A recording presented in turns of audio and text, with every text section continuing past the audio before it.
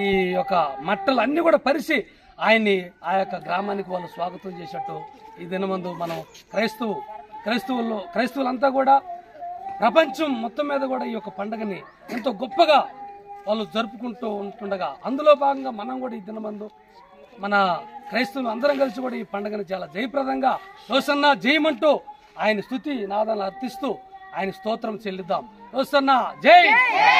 మనకి స్తోత్రాలు. మట్లాదివారం అంటే దేవుణ్ణి ఊరేగించడం అని అర్థము. దేవుణ్ణి నాడు బట్టలు పరుచుకుంటూ ఆ మట్టలతో ఈత మట్టలతో ఊరేగిస్తూ దావీదు తనయ హోసన్న అంటూ జయనాదాలు పలుకుతూ దేవుణ్ణి ఆనాడు ఊరేగించారు. మరి మేము కూడా దానిలో పాలిభాగస్తులై ఈనాడు ఈ ఆదివారం మేము కూడా దాంట్లో పాలిభాగస్తులై దేవుణ్ణి జయము జయమని పలుకుతూ వీధి వీధిలో తిరుగుతూ దేవుణ్ణి మహిమపరుస్తూ ఉన్నాం. దేవునికి వందనాలు.